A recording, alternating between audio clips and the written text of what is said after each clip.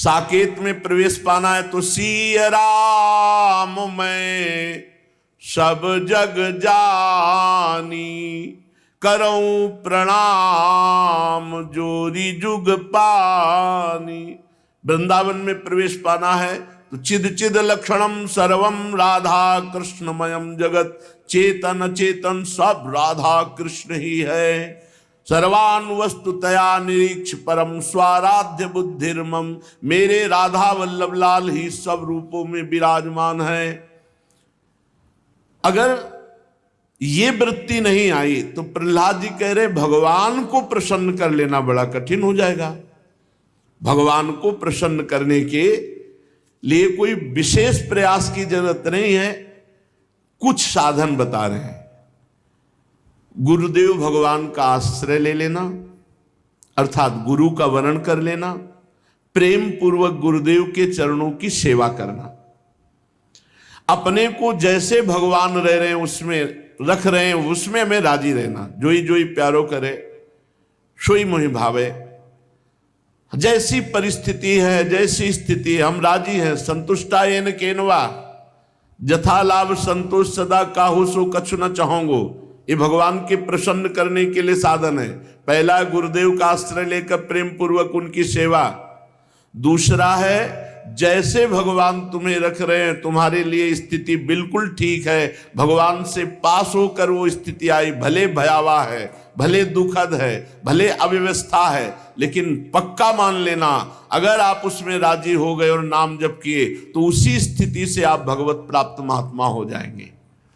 जो स्थिति परिस्थिति को बदल करके भजन करना चाहते हैं उनका कभी भजन सिद्ध नहीं होगा। जैसी परिस्थिति है उसी परिस्थिति में भजन करके दिखाओ, तब आप सिद्ध पुरुष हो जाओगे। जैसी परिस्थिति है भागने की जरूरत नहीं है। जैसे भगवान की माया से ऐसा प्राय होता है कि हम यहाँ वास कर रहे हैं भजन कर रहे हैं, बिल्कुल आसपास में ऐसे लोग रख दिए जाएंगे जो आपसे ईर्ष्या करें, आपकी निंदा करें, प्रतिपल उठते बैठते आपका हृदय जलावें, आपको सहना पड़ेगा।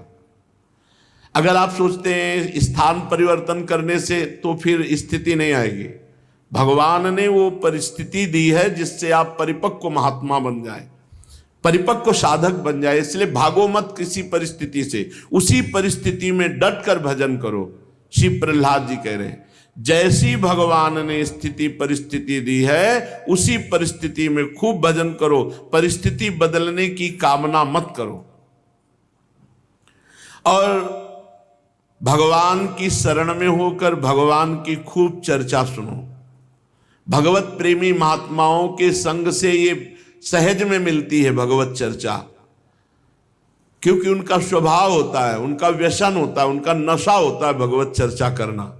तो भगवत प्रेमी महात्माओं के संग से खूब भगवत चर्चा सुनना, भगवत चर्चा करना, भगवान नाम जप करना, भगवान के श्री विग्रह की सेवा पूजा करना, और सर्वशक्तिमान भगवान सर्वत्र विराजमान है ये भावना करना। जब आप इतना करोगे तो आपके हृदय से ये 6 विकार नष्ट हो जाएंगे जो पूरी सृष्टि को पराजित किए हुए हैं। काम क्रोध लोभ मोह मद मत्सर एवं निर्जित षड्वर्गैः क्रियते भक्तिरीश्वरे। भगवान की भक्ति का फल क्या मिला? काम क्रोध लोभ मोह मद मत्सर ये नष्ट हो गए। ये हमको सदैव गुलाम बनाए हुए थे, अब भक्ति के प्रभाव से भजन के प्रभाव से हम इनके ऊपर उठ गए, इनका प्रभाव हमारे ऊपर ना पड़े, तब माना जाएगा कि आपकी भक्ति परिपक्व हो गई है, आपकी भक्ति सिद्धावस्था की तरफ जा रही है। तो जब भक्ति करते हुए षड्विकार भस्म हो जाते हैं तो सारे के सारे कर्म जो हमें बार बार जन्म मरण चक्र में फंसाने वाले थे वो भस्म हो जाते हैं। जब कोई इस तरह की भक्ति करता है तो उसकी स्थिति बदलती है। स्थिति में वो यदाति हर्षोत पुलकासु गदगदम प्रोत्कंठ उद्गायति रोति नृत्यति। वो कभी कभी भगवान के चिंतन में इतना आनंदित हो जाता है कि नाचने लगता है। यदाति हर्षोत पुलकित हो गया, अश्रु बह रहे, कुछ बोला नहीं जा रहा। यदाति हर्षोत्पुलकाशु गदगदम प्रोत्कंठ उद्गायति रौति नृत्यम। कभी बोलते ही नहीं बन रहा, कंठ अवरुद्ध हो गया आंसुओं से, कपोल भींज रहे, रोमांच हो गया। कभी वो रौती बहुत जोर जोर से रो रहा है, कभी उद्गायति कभी भगवान के गीत गा रहा है, और कभी नृत्यति कभी नाच रहा है। यदा ग्रहग्रस्त इव क्वचिद् सत्याक्रंदन्ते ध्यायति वंदते जनम। अब बाहर से वैसा दिखाई दे रहा है मानो कोई पागल हो, कभी सबके चरणों में वंदना कर रहा है, कभी भगवान में तन्मय होकर के समाधिस्थ हो रहा है, कभी बड़ी बड़ी लंबी सांसें खींच करके जोर से पुकार, हे जगतपते, हे गोविंद, हे नारायण, हे हरि, हा राधा, ऐसे पुकारता है। मुहु श्वसन वक्ति हरे जगतपते नारायणेत्यात्म मतिर्गतत्रपहा। आहा, बुद्धि से परे उसकी स्थिति है। कभी कभी भगवत भावना में इतना तन्मय हो जाता है कि वो स्वयं भगवत स्वरूप हो जाता है। अब जितना जन्म मृत्यु का कर्म का खजाना था सब भस्म हो गया इस भक्ति के प्रभाव से। इस अशुभ संसार के दलदल में फंसाकर अशुभ गति देने वाले जितने कर्म थे सब भस्म हो गए।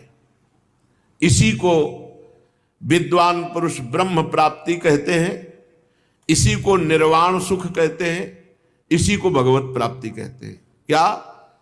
भगवान में तन्मय हो गया, शरीर की शुद्ध भूली हुई है, कभी रो रहा है, कभी हंस रहा है, कभी गा रहा है, कभी नाच रहा है, केवल अपने प्रभु के लिए। दिखावटी नहीं, बनावटी नहीं, दम्भ नहीं। दम्भी की तो बड़ी दुर्गति होती है, यहां सावधान होना चाहिए। ये केवल प्रभु के लिए है। ये जो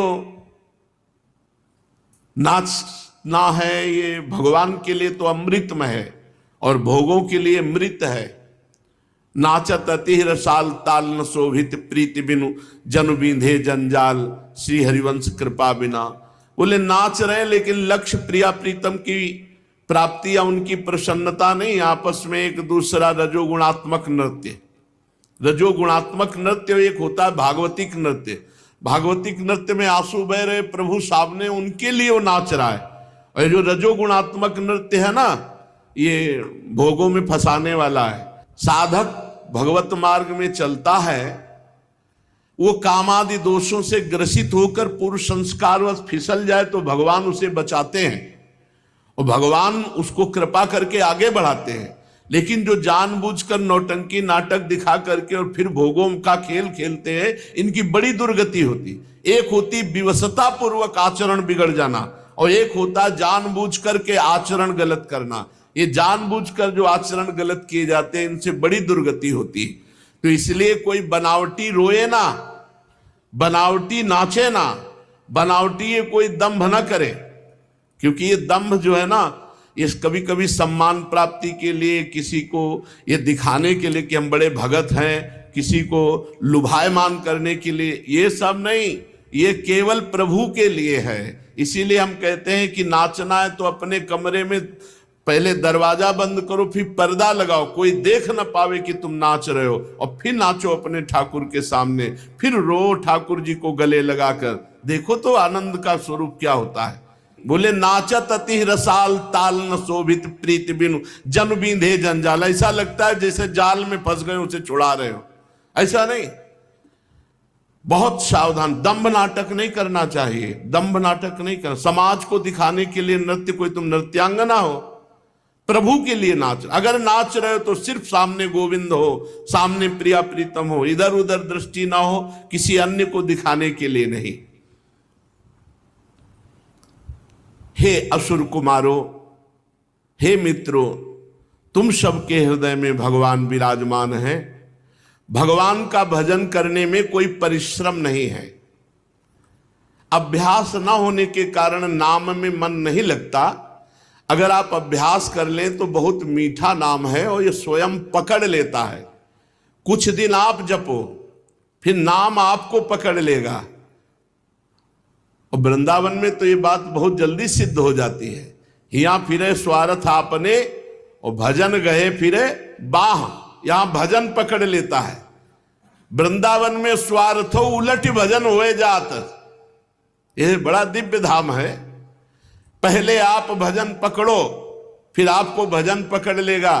तो जैसे दिल धड़कता है, आप नहीं धड़काते, ऐसे आपका नाम चलेगा, ऐसे आपका भजन चलेगा। प्राणियों में सब में भगवान विराजमान है। जो किसी से द्रोह करता है, द्वेष करता है, मारपीट करता है, तो प्रहलाद जी कह रहे राम राम राम। कितनी बड़ी मूर्खता है कि सब में विराजमान भगवान है, तुम उन्हीं भगवान के साथ ऐसा व्यवहार करते हो। सच्ची बात है, बहुत बढ़िया आनंदमय जीवन व्यतीत करने के लिए मनुष्य शरीर मिला है। ये मूर्खता हमको आनंद में जीने नहीं देती, बहुत बहुत निकृष्ट है। समस्त धन, स्त्री, पुत्र, पुत्री, महल, पृथ्वी, हाथी, खजाना, भांति भांति की विभूतियां, ये सब छूट जाएगा प्यारे। जब तुम्हारा शरीर छूट जाएगा तो ये सब छूट जाएगा। कोई तुम्हें साथ नहीं देगा, कोई नहीं पहचानेगा, कोई तुम्हें नहीं जानेगा मानेगा। कौन मानता है? हाय हाय कर करके भगवान से विमुख जीवन व्यतीत कर रहे हो। लोक परलोक का सब वैभव ऐसे मायामय है। हे निर्दोष मित्रों, तुम परमात्मा की अनन्य भक्ति करके इस जीवन में उसको प्राप्त कर लो, यही सबसे बड़ी बात है। इसके सिवा यदि अपने को कोई बहुत बड़ा विद्वान मानता है और इस लोक में बार बार वही भोग सामग्री कमाने का प्रयास करता है, भजन नहीं करता है, तो निसंदेह वो मूर्ख है, वो विद्वान नहीं है। बुद्धिमान वही है, रामई भजैते चतुर नर, जो भगवान का भजन कर लिए, नाम कमा लिए, वही धनी। कबीरा सब जग निर्धना, धनवंता नहीं कोई, धनवंता सोई जानिए, जाके राम नाम धन होए। भगवत नाम धन।